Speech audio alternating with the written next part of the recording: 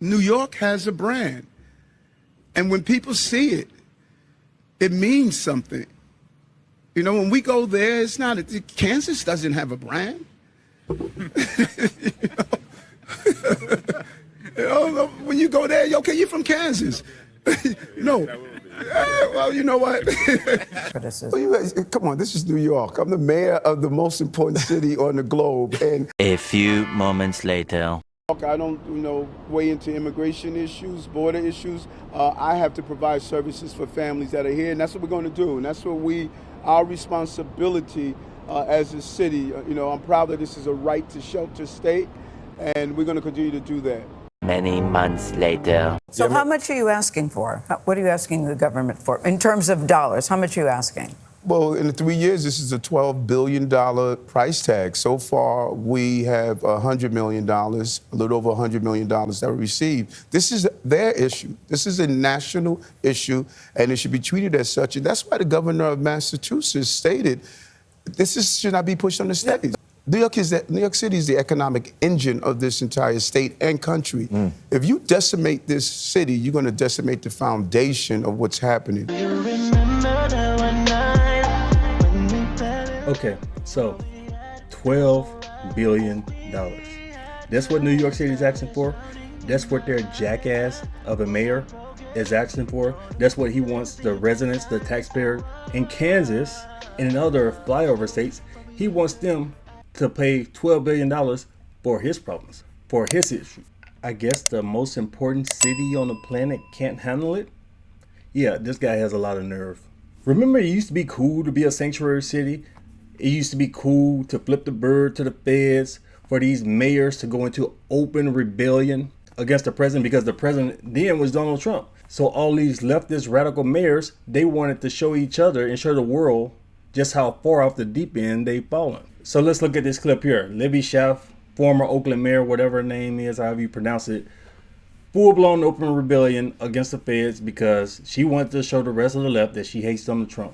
Let's look at these clips. All right, joining us now with more on the outrageous story of this Oakland mayor, warning residents beforehand that ICE agents, law enforcement raids were targeting illegal immigrants. Joining us now. Let's be clear about political retaliation. The Trump administration and ICE has already stated that they are targeting California and targeting sanctuary cities like Oakland because of our political stand. Political retaliation should not be tolerated in a democratic America. I hope we take this moment to recognize that we have to fight against the racist myth that the Trump administration is trying to perpetuate, that immigrants are dangerous criminals. There is nothing farther than the truth. This is racist and it is false. They were all set. This was long in the planning. And she said, get out of here. And she's telling that to criminals. And it's certainly something that we're looking at with respect to her individually. What she did is incredible and very dangerous from the standpoint of ICE and Border Patrol.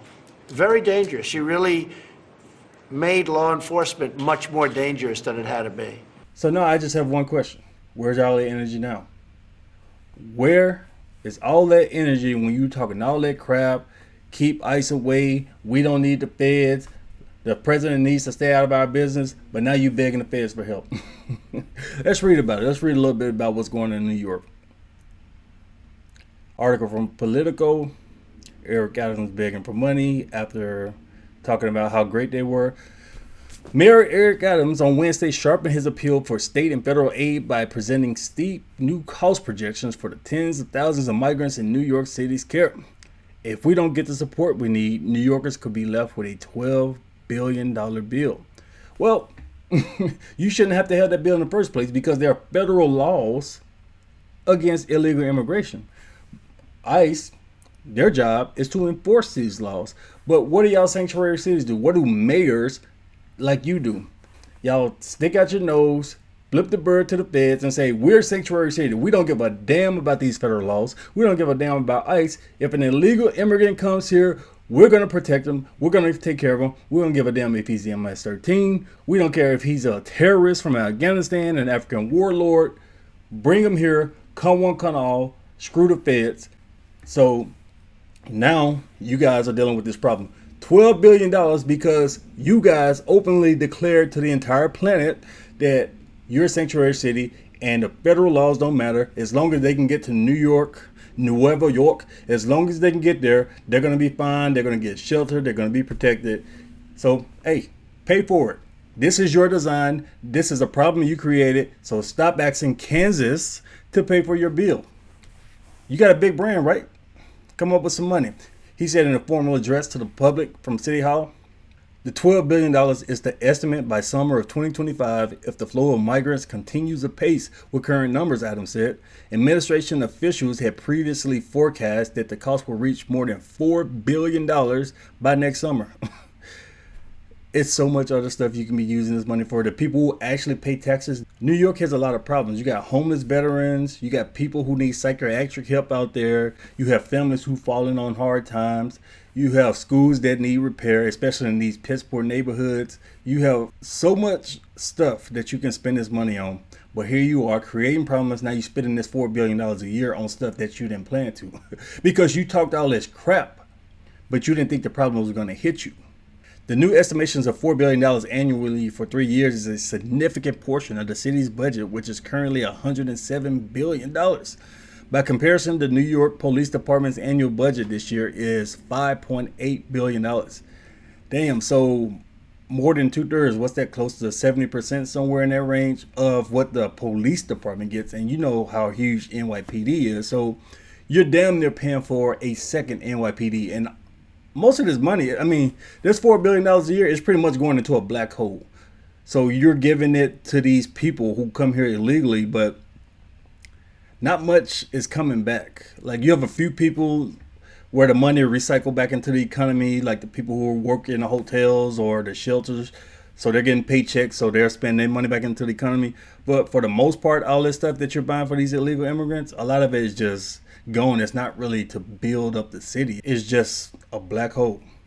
The immigration system in this nation is broken, but I thought you didn't care. I thought you didn't mind that because you're a sanctuary city. Come one, come all.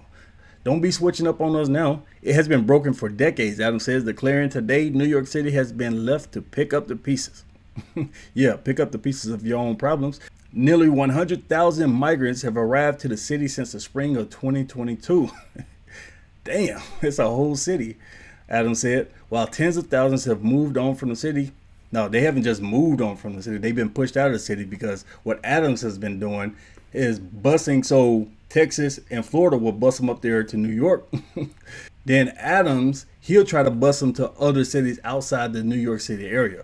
North New York, Albany, trying to push some to Buffalo, some of the smaller towns in the region, even to some other states, trying to sneak some to Indiana, Illinois. He's trying to get this problem off his hands. He's like, look, I got too many. Let me spread this out. But you asked for it.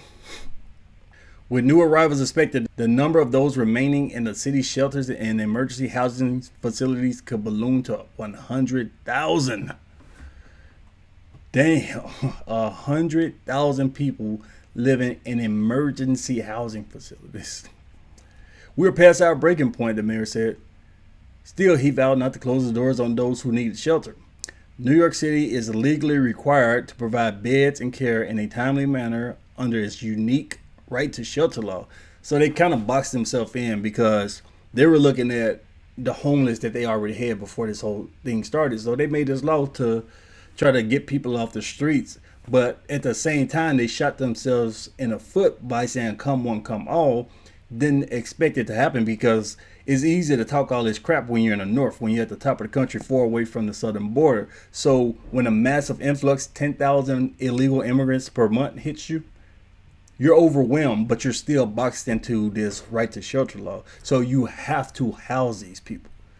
And what Adams did, what this is not saying, Adams actually went to a judge asking for some type of relief. Like, hey, is there some type of workaround on this law here? Because it doesn't look like we're going to be able to uphold it. Despite the law, migrant men found themselves sleeping for days on the sidewalk outside of a Midtown hotel intake center last week. They're lucky it's summer. I want to see how this looks in the wintertime up there.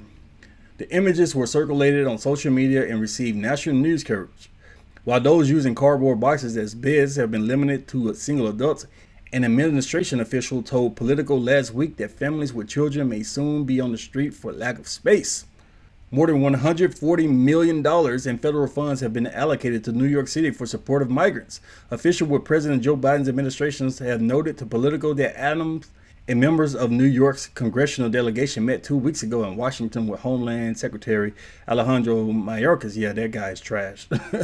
He's one of those guys who needs to go down with Biden. When they impeach Biden, it's a completely different topic. But when they impeach him, Alejandro, he needs to go too, because he is a complete failure at his job. Or maybe he's a success.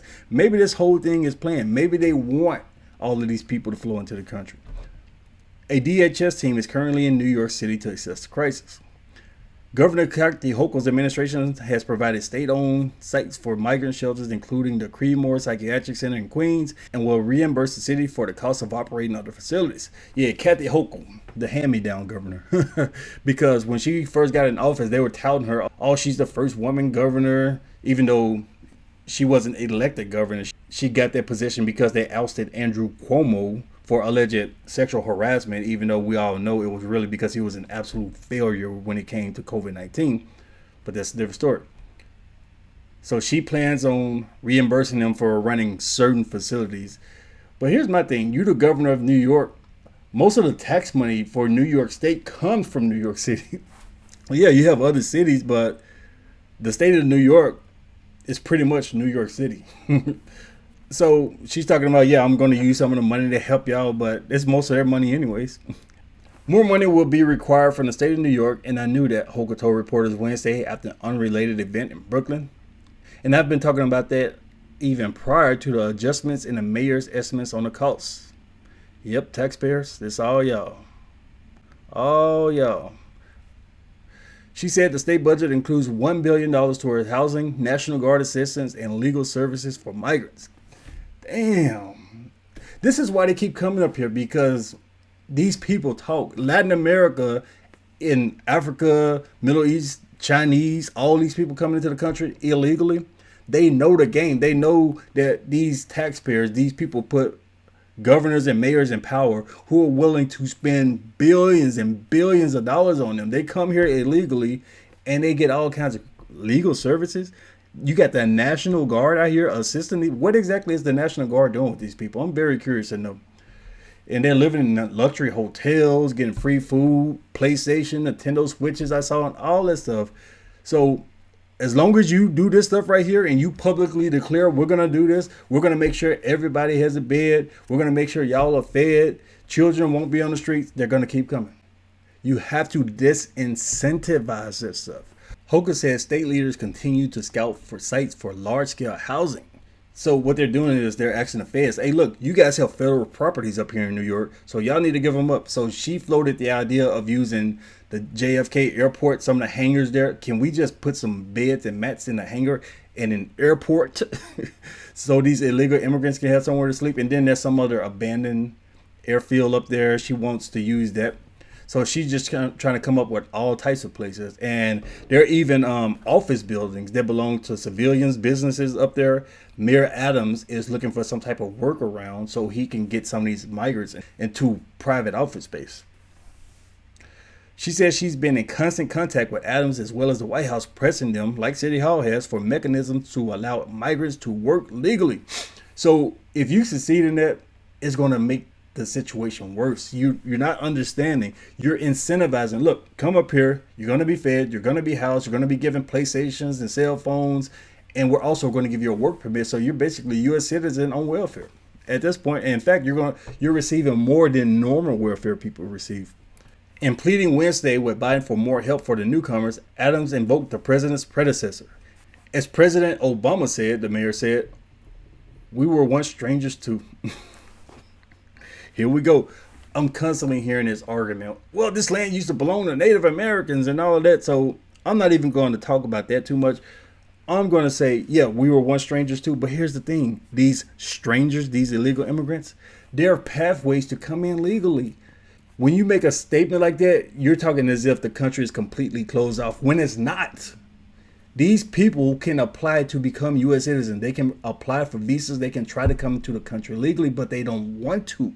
They want to cut the line. So don't give me we were once citizens too, because that's just a misnomer. And these people talking about history, talking about this land is stolen. Y'all people shouldn't be in charge on who can come in. So the United States government, they don't have a right to make their own laws, because at this point, we know what happened 200 years ago, even 100 years ago. Statue of Liberty come one out, Ellis Howland, all of that.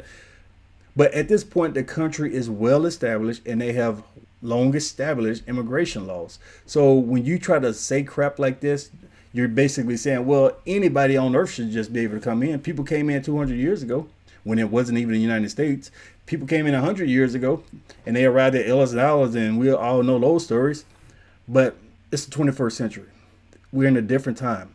These laws are established. If you want to come, there are pathways where people can come into the country. Millions of people become citizens every year.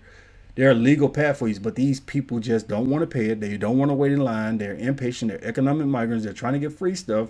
So when Mayor Eric Adams makes a statement like that, even Obama saying that, it just kills their credibility. It makes me question what's your real agenda here, or what's your level of thinking, because if you actually say we were once strangers too, and you believe the spirit of this statement, I don't know how bright you are, but yeah, that's a story of what's going on in New York City.